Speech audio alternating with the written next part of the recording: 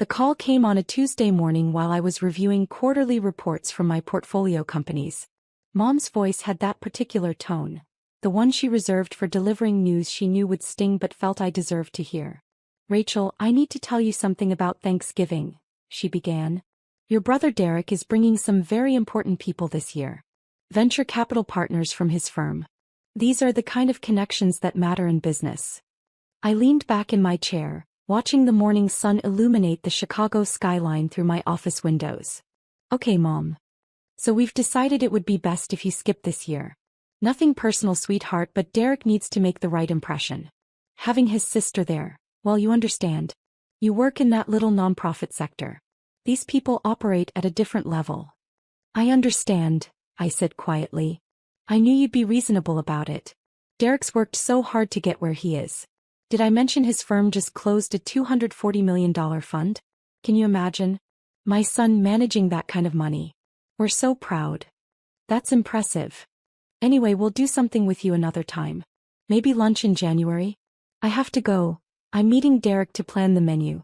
These investors are used to the finest things." The line went dead. I sat there for a moment, then returned to the document on my screen. A merger proposal that would consolidate 3 of my healthcare technology companies into a single entity valued at $380 million. My executive assistant James knocked and entered. "Your 10 o'clock is here," he said. "The venture capital group from Morrison and Partners." I glanced at my calendar. "Right. The portfolio review meeting. They seem eager," James added. "Apparently they're looking to expand their healthcare tech investments significantly. Word is they've got $240 million in their new fund." Something clicked. "Morrison and Partners? That's Derek's firm." James paused. "Your brother Derek?" "The same." I straightened my blazer. "Well, this should be interesting. Give me 2 minutes, then show them in." I walked to my office window, looking out at the city where I'd built my empire in silence. For 12 years, my family had dismissed my career as charity work, because I'd started in the nonprofit sector. What they didn't know, what I'd never corrected, was that I'd transitioned into private equity 8 years ago. They'd never asked. They just assumed. Derek had always been the golden child.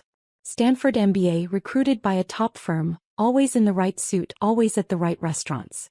I'd gone to state school, started at a nonprofit healthcare advocacy organization, lived modestly. In my family's eyes, I was the disappointing daughter who'd chosen purpose over profit. They had no idea I'd turned that nonprofit experience into expertise that made me one of the most sought-after healthcare technology investors in the Midwest. They'd never noticed when I stopped working for the nonprofit and started acquiring companies. They'd never asked about the promotion that became a VP position at a private equity firm, or about the 5 years after that when I'd built my own fund. I was 34 years old and managed a portfolio worth $2.7 billion across 17 companies. My fund, Sterling Healthcare Ventures, had a reputation for turning struggling healthcare tech companies into industry leaders. I sat on 12 boards. Forbes had profiled me 6 months ago as one of the power players reshaping healthcare investment. But to my family, I was still Rachel who works with sick people, or Rachel in her charity phase. The worst part wasn't the dismissal. It was how Derek had weaponized their perception. At family gatherings, he'd introduce himself with his job title and firm name, then introduce me as my sister who does nonprofit stuff. When relatives asked about my work, he'd change the subject. When I bought my Lincoln Park brownstone 3 years ago, Derek told everyone I must have gotten some kind of subsidy for nonprofit workers. Last Christmas, Derek had brought his girlfriend, now fiancée, Melissa, who worked in marketing. At dinner, Melissa asked what I did. Before I could answer, Derek jumped in. "Rachel works with healthcare charities. Very noble but not exactly lucrative. Not like the work we do in venture capital." Dad had laughed. "That's why Derek drives a Tesla and Rachel takes the train." I'd said nothing even though my Model S was parked in my private garage and I took the train because I used the commute time to work. Even though the watch on my wrist cost more than Derek's entire wardrobe. Even though the charity work they mocked had made me wealthier than everyone at that table combined. I didn't correct them because I'd learned something valuable. Being underestimated was a competitive advantage. While Derek spent energy proving himself, I spent energy building. While he networked at the right parties, I closed deals. While he posted about his wins on LinkedIn, I quietly acquired his competitors. There was another reason I'd stayed silent. I wanted to see how far they'd go. How much they'd reveal about who they really were when they thought I had nothing. Every dismissive comment, every piece of unsolicited advice about getting serious about my career, every family event I wasn't invited to because I'd bring down the professional tone, I cataloged it all. Not for revenge. For clarity. And now Derek's colleagues, the investors he was so proud to bring to Thanksgiving, were about to walk into my office. James knocked again. "Miss Sterling? They're ready. Show them in." 3 men entered. I recognized the lead partner, Richard Morrison, from industry conferences. Late 50s, silver hair, expensive suit. Behind him, 2 younger partners. One I knew as Derek's direct supervisor, Marcus Chin, and another I didn't recognize. "Miss Sterling," Richard extended his hand. "Thank you for making time. I've been wanting to meet for months. The pleasure is mine. Please sit." We settled around my conference table. Through the window behind me, my company name was etched in glass. Sterling Healthcare Ventures. Below it, a smaller line. Rachel Sterling, founder and managing partner. "I'll be direct," Richard began. "Morrison and Partners is looking to expand significantly in healthcare technology. We just closed a $240 million fund, and we're searching for co-investment opportunities with firms that have real expertise in this sector." Marcus nodded. "Your track record is exceptional. The way you turned Cardiotech around, brilliant. And the HealthBridge acquisition was perfectly executed." "Thank you. We're hoping to discuss potential partnerships," Richard continued. "Perhaps co-investment opportunities, deal flow sharing. We have capital and generalist investment expertise. You have specialized healthcare knowledge and a proven track record. It's a natural fit." I nodded, listening as they outlined their strategy. They wanted access to my deal pipeline. They wanted to learn my methods for evaluating healthcare technology companies. They wanted to attach their fund's reputation to mine. "Your fund is impressive," I said. $240 million is significant." Richard smiled. "We're quite proud of it. Took 3 years to raise. The team worked incredibly hard." He gestured to Marcus. "Marcus here was instrumental. And we have a young associate, Derek Sterling, who's been..." He stopped mid-sentence. Marcus had gone completely still, staring at my nameplate on the desk. "Sterling," Marcus said slowly. "Derek Sterling. Is he..." "My brother," I confirmed. The temperature in the room shifted. Richard's smile became strained. "I didn't realize you were related. Most people don't. We don't exactly work in the same circles." I kept my voice neutral. "Derek's never mentioned having a sister in private equity?" "No," Marcus said carefully. "He's mentioned a sister, but he said she works in the nonprofit sector." "I started there," I said. 12 years ago. But I transitioned to investment 8 years ago." Richard was looking at me differently now, reassessing. "Derek talks about his family sometimes. He's mentioned that his parents are very proud of his career. He said he's the only one in his family who went into finance." "That's technically true," I said. "He's the only one at a venture capital firm. I run my own private equity fund." The third partner, who'd been silent until now, suddenly leaned forward. "Wait. I know you. The Wall Street Journal did that profile piece. The silent giant of healthcare investment. That was you." He pulled out his phone, typed rapidly, then turned the screen toward Richard and Marcus. I could see the article headline in my photo. Richard went pale. "The article mentioned you'd built a $2.7 billion portfolio," the younger partner continued, reading from his phone. "It called you one of the most influential healthcare investors in the country. It said established firms regularly seek your guidance." Marcus was doing his own search now. "Jesus. Forbes profiled you last year. Power players reshaping healthcare investment. You were number 4 on the list." "Number 3, I corrected gently. They updated it." Richard's hand was trembling slightly. "Derek never mentioned any of this." "Derek doesn't know," I said simply. "My family doesn't know." "How is that possible?" Marcus looked genuinely confused. "I never told them. They assumed I was still doing nonprofit work and I never corrected them. They weren't interested enough to ask questions." Richard was scrolling through something on his phone now, his face growing redder. We're having Thanksgiving dinner at his parents' house. Derek invited the partners. He said it would be a great opportunity to meet his family, see where he comes from. He positioned it as. He stopped. As what? I asked. As a way to show his family background. Successful parents, strong family values. He implied his success ran in the family. I smiled thinly. And what did he say about me? Marcus and Richard exchanged glances. Marcus spoke carefully. He said you were in the nonprofit sector. That you'd never really found your career footing. That you were the family member who chose purpose over profit. And that while they loved you, you'd never understood business the way he did. The room was silent. He told us, Richard added quietly, that his parents were disappointed you never achieved what they'd hoped for. I nodded slowly. And based on that understanding, you all planned to attend Thanksgiving at my parents' house, where Derek would showcase his success and his impressive venture capital partners. Did he mention I wouldn't be attending? He said you had work obligations, Marcus said. Some nonprofit fundraiser you couldn't miss. No, I said. My mother uninvited me. She called this morning to tell me Thanksgiving was for successful people, and that Derek's venture capital partners were attending. She said it would be best if I skipped this year because I work in that little nonprofit sector, and you all operate at a different level. The silence stretched out. Richard looked like he might be sick. We need to be clear about something, I said, leaning forward. I'm not telling you this to embarrass anyone or to create problems. But you came here seeking a partnership with my fund.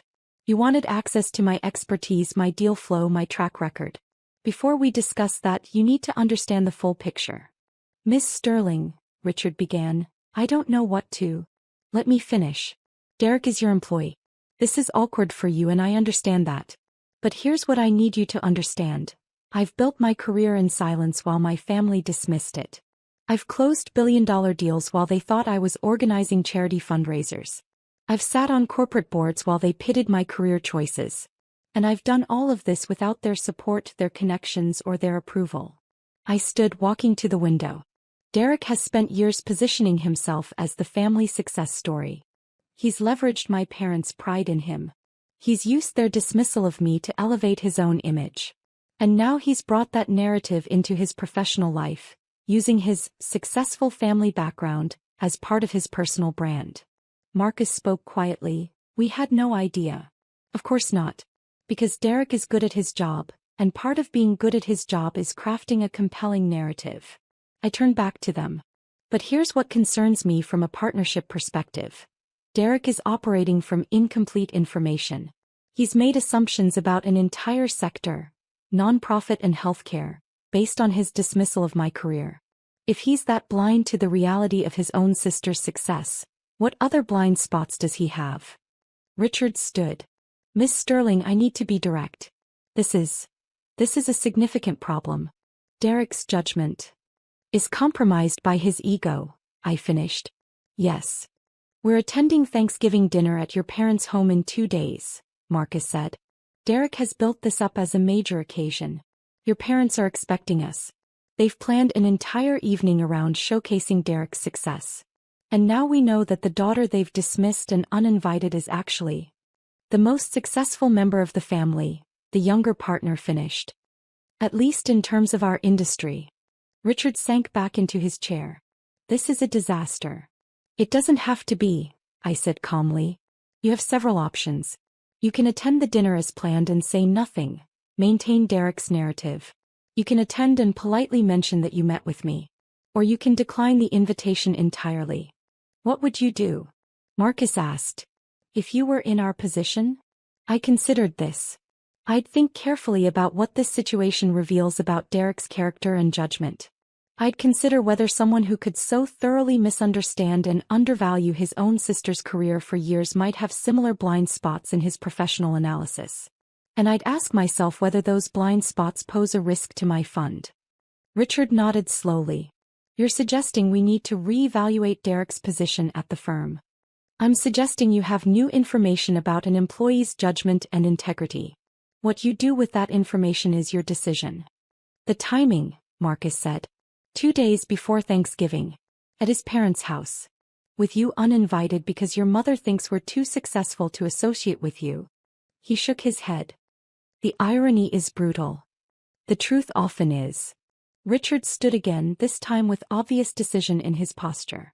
Miss Sterling, I need to make a phone call. Would you excuse us for a moment? Of course. James can show you to the conference room down the hall. After they left, I sat at my desk, processing what had just happened. I hadn't planned this. I'd simply agreed to a meeting request from a venture capital firm seeking partnerships.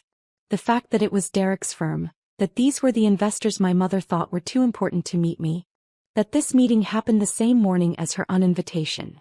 That was just timing. Or perhaps it was inevitable. Derek had spent so many years underestimating me that eventually his professional world and his family delusions had to collide. 20 minutes later, James knocked. They'd like to speak with you again. The three men returned and I could see they'd reached a decision. Richard spoke first. We've had a difficult conversation and we need to be transparent with you. First, regarding the partnership opportunity we came here to discuss. We absolutely want to pursue that. Your fund's expertise and track record are exactly what we need. We'd be honored to explore co-investment opportunities. Second, Marcus continued, we need to address the Derek situation. We've decided to attend Thanksgiving dinner as planned. My eyebrows rose. But, Richard added quickly, we're going to be honest with your family. Not cruel, not vindictive, but honest. If your career comes up, when it comes up, we're going to acknowledge that we met with you today, that we're pursuing a partnership with your fund, and that you're one of the most respected healthcare investors in the industry. Derek will be humiliated, I said quietly. Derek has apparently been humiliating you for years, Marcus replied. And more importantly, he's been lying to us, by omission if not directly, about his family situation. That's a character issue we can't ignore. The younger partner spoke. Miss Sterling, may I ask you something? Why did you never correct them? Your family, I mean. Why let them believe the wrong thing for so long? I thought about this carefully. Because I wanted to see who they'd be when they thought I had nothing. I wanted to see if their love was conditional on success. And I wanted to build something that was entirely mine. Not connected to my family name, not dependent on their support or approval. And now? Richard asked. Now I know the answer. Their love is conditional. Their respect is transactional. And my success is entirely my own. I paused. That last part, that's worth more than all of it. Marcus nodded slowly. For what it's worth, I think you've handled this with remarkable grace. Many people in your position would have exposed Derek years ago. Exposing him wouldn't have changed anything except prove I was petty. Building something bigger than his ability to diminish, that changed everything. We spent the next hour discussing actual partnership possibilities. The irony wasn't lost on me that I was planning co-investments with the same people who would be at my parents' house for Thanksgiving, celebrating the son who'd worked so hard to keep me uninvited. As they prepared to leave, Richard paused at the door. Miss Sterling, I feel I should mention. Derek submitted a deal proposal last week for a healthcare tech investment. Given what we've learned today about his blind spots in this sector, we'll be reviewing it much more carefully. That's wise, I said. Due diligence matters. After they left, I stood at my window for a long time watching the city move below. My phone buzzed, a text from Derek. Mom said you can't make Thanksgiving. Probably for the best. These investors are high level. You wouldn't have much to contribute to the conversation anyway. No offense. I stared at the message, then typed a simple response. None taken. Enjoy your dinner. That evening I called my best friend Sarah, who'd witnessed years of my family's dismissal. I told her about the meeting, about Morrison and Partners, about what was likely to happen at Thanksgiving. Oh my God, she breathed. This is like watching a Greek tragedy unfold. Derek has no idea what's coming. He still doesn't have to know, I said. If his colleagues stay quiet. Rachel. They won't stay quiet. They can't. They're venture capitalists. They're supposed to identify value and potential. You think they can sit at your parents' table while Derek and your mother talk about his impressive career and your disappointing one? They'd be complicit in the lie. He was right. What are you going to do Thursday? She asked. What I always do. Work. I have a board meeting Friday morning to prepare for. You're not even slightly curious about how it plays out? Of course I am. But being curious doesn't mean I need to be there. Whatever happens, happens. But Sarah knew me better than that. You've spent 12 years building toward this moment. The moment when they realize who you actually are. And you're going to miss it. I didn't build my career for this moment, I corrected. I built it despite their inability to see it. That's very zen of you. Also, I don't believe you. I smiled despite myself. Fine. I'm curious. But I'm not going to crash their Thanksgiving to prove a point. You wouldn't be crashing. It's your family. It's a family that uninvited me, Sarah. Fair point. She paused. But promise me you'll keep your phone charged. Because I guarantee you're getting calls on Thursday. He was right about that too. Thanksgiving morning arrived cold and clear. I went for a run along the lake, came home to my empty brownstone and made coffee. My phone was suspiciously quiet. Usually Mom would have texted by now with some comment about the dinner preparations. Derek would have sent something about his morning routine or his workout. Some subtle flex disguised as casual sharing. Nothing. At 11 my phone finally rang. That. Rachel. His voice was strange. Can you come to the house?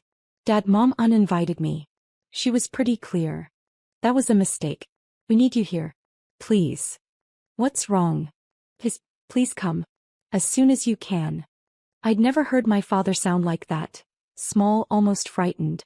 Against my better judgment I got dressed, got in my car and drove to their house in Evanston. The scene I walked into was surreal.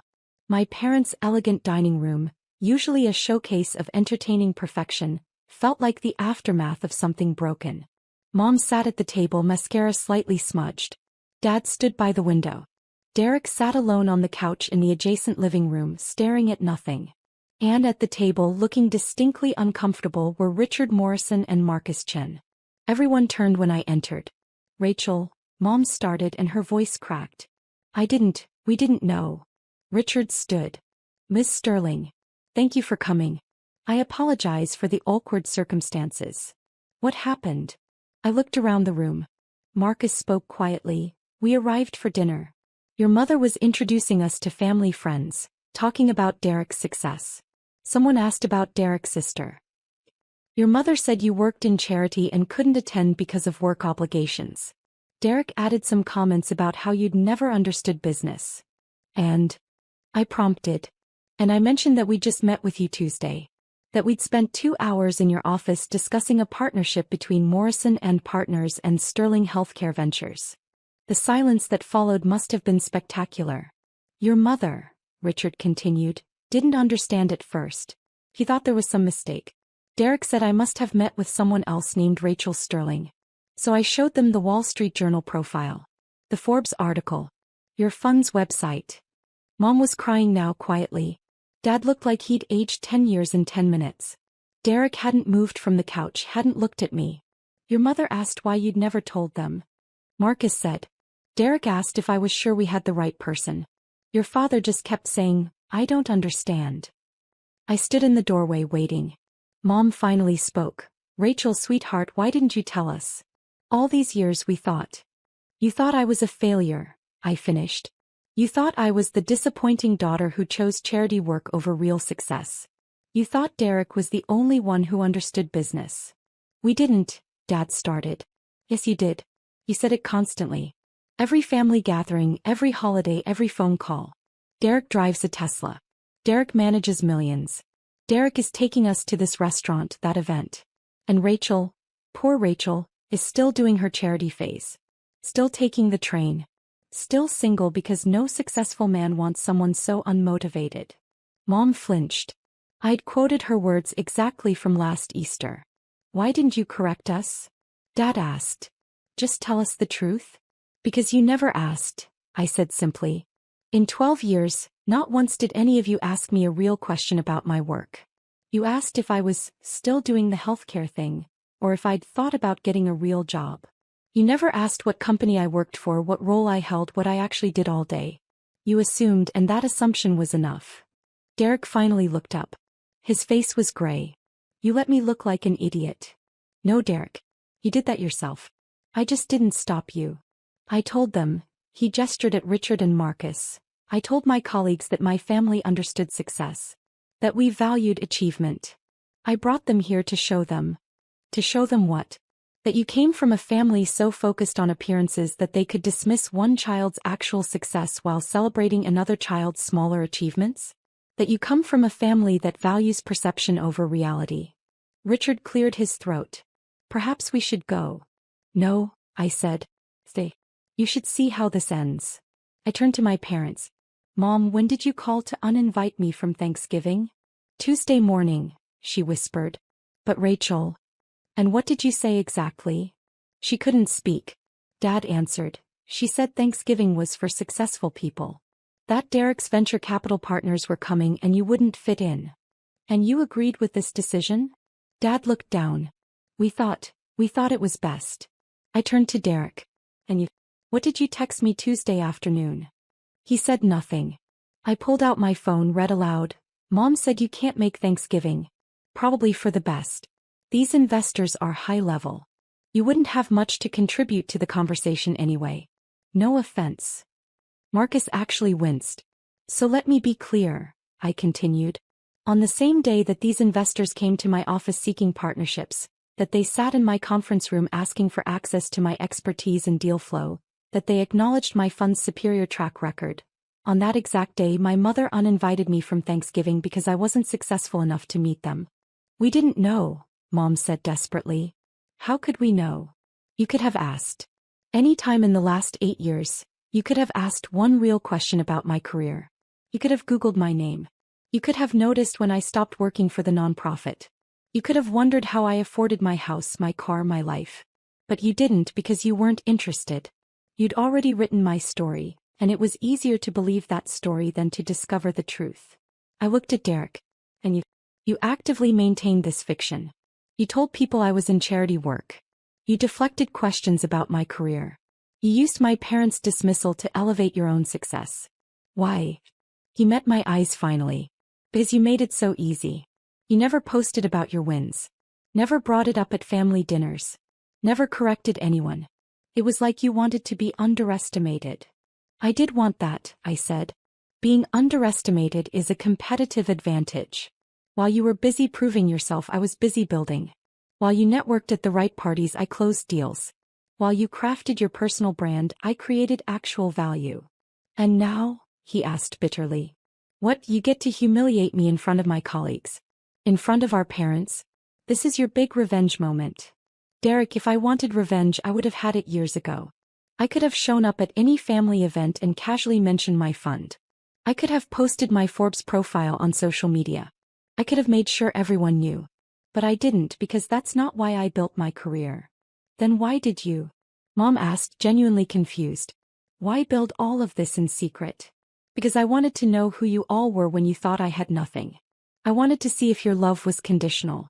And I wanted to build something that was entirely mine, not connected to this family, not dependent on your approval. And now you know, Dad said quietly. You know we failed you. Yes, I agreed. You did. But I didn't fail myself. And that's what matters. Richard stood again. Miss Sterling, Rachel, I think we should leave you to discuss this as a family. We've intruded enough. Actually, I said, I'd like you to stay for one more minute. Because I want my family to understand something. I turned to Derek. Morrison and Partners came to me seeking a partnership. They want access to my expertise in healthcare technology investment. They want to learn from my methods. They want to attach their fund's reputation to mine. That's worth millions to them in deal flow and returns. Derek's face went even paler. Richard and Marcus will make their own decisions about how this affects your position at their firm. But I want you to understand something. The sister you've dismissed for years, the career you've belittled, the success you've denied, that's the success your own firm is now seeking access to. I looked at my parents. And Mom, Dad, the daughter you uninvited from Thanksgiving because she wasn't successful enough to meet Derek's investors? She's the investor those investors came to meet. The room was absolutely silent. Finally, Marcus spoke. Miss Sterling will be in touch about the partnership discussions. And Derek, we need to speak with you privately before the end of the week. They left quickly. The door closed behind them, leaving just my family. Mom was crying openly now. Rachel, I'm so sorry. I'm so sorry. Dad's voice was hoarse. How do we fix this? I looked at them. These people who'd raised me, supported Derek, dismissed me, uninvited me, and now wanted to fix it all with an apology. You can't fix it, I said quietly. Not today. Maybe not ever. But you can start by understanding that my success isn't about you. It never was. I didn't build my career to prove anything to this family. I built it because I'm good at what I do. Because I saw opportunities others missed. Because I worked harder than anyone else was willing to work. We're so proud, Mom started. Don't, I cut her off. Don't tell me you're proud now. That's the problem. Your pride is conditional. Your respect is transactional. For 12 years I wasn't worth your pride because you thought I wasn't successful. Now you know I am and suddenly you're proud? That's not pride. That's relief that I didn't embarrass you. Derek stood suddenly. So what, you're just done with us? You're too successful now for your own family? No, Derek. I'm simply done pretending that your dismissal didn't hurt. I'm done making myself smaller to make you feel bigger. I'm done with a family dynamic where love and respect are contingent on perceived success. Then what do you want? Dad asked. Tell us what you want. I thought about this carefully. I want you to understand that the daughter you dismissed became successful because of who she is, not in spite of your lack of support. I want Derek to understand that real success isn't about the image you project. It's about the value you create. And I want all of you to sit with the reality that when you had a choice, you chose Derek's comfort over my presence. That's not, Mom started. Yes, it is. You uninvited your own daughter from Thanksgiving because you thought she'd embarrass your successful son. That was your choice. The consequences of that choice are yours to carry. I picked up my bag. I have work to do. You have a lot to think about. Rachel, please, Mom stood. Stay for dinner. We can talk about this. Mom, there's no turkey. There's no dinner. There are no investors to impress. There's just a family that chose wrong and a daughter who spent 12 years building something they never bothered to see. I walked to the door then paused. For what it's worth, I don't hate any of you. But I don't need you either. I built my success without your support. I'll continue without your approval. Derek's voice stopped me. The partnership. With Morrison and Partners. Are you going to do it? I haven't decided, I said honestly. I'll evaluate it like I evaluate every opportunity. On its merits, its strategic value and its potential returns. Your involvement is irrelevant to my decision. They're going to fire me, he said flatly. After today, after this humiliation, they're going to fire me. Maybe, I said. Or maybe they'll see this as a learning opportunity. Either way, that's between you and them. I'm not your problem, Derek. Your judgment is your problem. Your ego is your problem. Your inability to see reality when it doesn't match your preferred narrative, that's your problem. I left them there. My crying mother, my devastated father, my humiliated brother. In their beautiful house with their shattered expectations.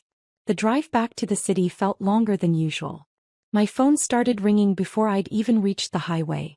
Sarah, my friends, even my executive assistant James, who'd somehow heard already. I let them all go to voicemail. When I got home, I made myself a proper meal. Salmon, roasted vegetables, a good wine. I ate alone at my dining table looking out at the Chicago skyline. My phone buzzed constantly with messages, but I ignored them all. Finally, around 8 p.m. I opened my laptop and returned to work. There was a board meeting tomorrow, a merger proposal to finalize, 3 companies in my portfolio that needed attention. My family's drama was just noise. My work. My real work, continued. 1 week later Marcus Chen called. Miss Sterling, I wanted to update you on several things. First, we're moving forward with the partnership proposal. Our legal team is drafting terms. We think this could be very beneficial for both funds. I'm pleased to hear that. Second, regarding Derek. We've had extensive discussions with him about judgment, integrity, and the importance of accurate self-assessment. He's being placed on a performance improvement plan. His deal-making authority is being restricted. Whether he stays with the firm long-term will depend on his ability to demonstrate improved judgment. That seems fair. He asked me to tell you something, Marcus continued. He said to tell you he finally understands that success isn't about the story you tell. It's about the value you create. He said he spent years telling a story while you spent years creating value. That's progress, I said. Your parents also reached out. They'd like to meet with me and Richard. They want to understand your career better, learn about the industry. They seem genuinely eager to understand what they missed. That's their choice. Is it too late? Marcus asked gently. For your family, I mean. Is it too late to rebuild that relationship? I thought about this carefully. I don't know. Right now I need space. I need to see if they can respect me when I'm not performing success for them. I need to see if they can love me when I'm not exceeding expectations. And honestly, I'm not sure they know how. That's wise, Marcus said. And Rachel, if I may, you've handled this entire situation with remarkable grace. Many people would have been vindictive. You've simply been honest. Honesty is enough, I said. The truth did all the work. 6 months after that Thanksgiving, my life had found a new equilibrium. The partnership with Morrison and Partners was thriving. We'd co-invested in 3 healthcare technology companies, all performing ahead of projections. Derek had left the firm, not fired, but resigned to join a smaller fund where he'd have more room to grow without the weight of expectations. My parents and I spoke occasionally. Careful conversations, more honest than before but still finding their footing. Mom had apologized 17 times in 17 different ways. Dad had finally asked me real questions about my work. They were trying. Derek and I met for coffee once. It was awkward but honest. I'm sorry, he'd said. 4 years of being a self-absorbed asshole. For using your dismissal to prop myself up. For never once asking you a real question about your life. I accept your apology, I'd said. But Derek, you need to understand I don't need your validation anymore. I never did. That was always your need, not mine. I know that now. As I sat in my office that spring afternoon, reviewing the latest quarterly reports, I thought about that strange Thanksgiving 6 months ago. The collision of Derek's narrative and my reality. The moment when everything they thought they knew proved false. People asked if I was glad it happened. If I'd enjoyed the reversal, the vindication. The truth was more complicated. I wasn't glad my family had dismissed me. I wasn't glad they'd valued image over substance. I wasn't glad for the years of small cuts and casual cruelties. But I was glad I'd built something that was entirely mine. I was glad I'd never compromised my vision to match their expectations. I was glad I'd turned their dismissal into discipline, their doubt into determination. Most of all, I was glad I'd proven, to myself not to them, that success doesn't require validation. That building real value matters more than performing success. That being underestimated is only a weakness if you believe it. My phone buzzed. A text from Richard Morrison. Deal closed. $340 million acquisition. Your instincts were perfect. This partnership is the best decision we've made in years. I smiled and returned to work. They'd come to my office seeking a partnership. They'd left understanding that the woman they'd dismissed wasn't just worthy of partnership. She was the standard they were trying to reach. And somewhere in Evanston, my family was learning the same lesson. That the daughter they'd underestimated had never needed their approval to succeed. She just needed them to get out of her way.